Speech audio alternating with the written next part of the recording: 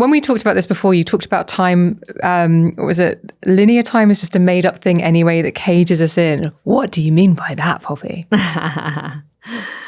Well, time, I'm quite interested in sort of the basics of quantum physics. Are you now? I am. And so if you look at time in the perspective that we are maybe sort of taught time pre-1920s, so we're talking about, the whole education system that is still there now, that's based on the idea that sort of time is Newtonian time. And I won't go like weirdly into it, but it's basically the idea that there's a clock time. Right, so we all operate on a clock time. So it's like, what time is it? Oh, it's 1 o'clock. Okay, I've got this much time now until the next. Now that can be quite, what did I call it? Caged, yeah. Because it cages you in because you feel like as soon as you're born, you're running out of time. And we then see that usually things will take a certain amount of time to achieve. And because we are all basically a product of other people around us and what we see is real, that means that we might think, oh, it will take me 3 years to get promotion in this job because it took Sandra, Fred and, Mike 3 years. And so we base things around comparison. And I don't like doing that. So if you look at quantum physics, that tells us that actually we're in a world of possibilities where we're actually all energy. And this is not my philosophy. This is just like an actual physics fact since the 1920s. And this says that we are able to almost like tap in, excuse the pun, tap into different realities.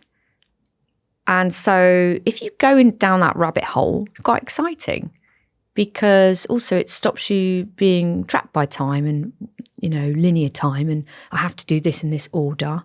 I have to, a lot of us are taught or we just see by what we just absorb by osmosis of comparison. Oh, right. So I go and do my education, do as good as I can in that. I get a job, then maybe I'll get married. Then I might have a baby, and then I'll pay some bills there, and then I'll retire, and then I'll die. And it's like, that for me, it's like, I've been sold this sham of how I have to do these things in this time frame. So if you look at that as a big, then you look at that from your day and go, well, I like to interrogate everything. And I think, well, could I do that any quicker? So if someone comes to me and says, I've got a 5-year plan, usually I'll throw that out the window straight away and interrogate it with them and go, well, can we do it any quicker? And usually, actually 100% of the time, I'd say, and with me, yeah, we can.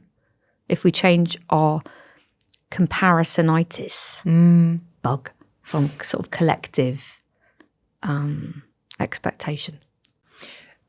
That is so interesting. It's certainly not the answer that I thought you were going to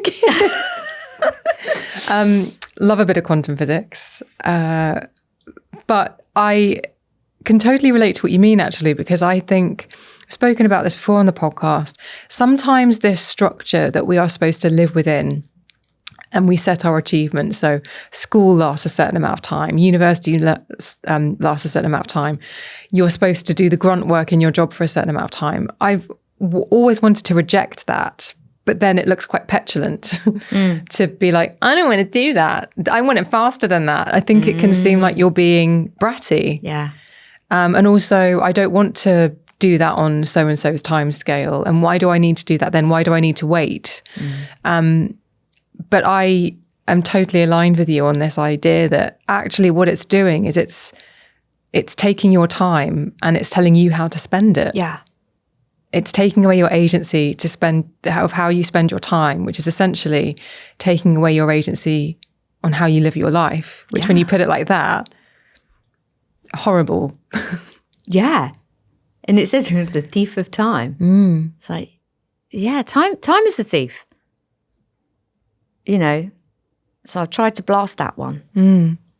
Sounds like you have. Yeah, I think I have now.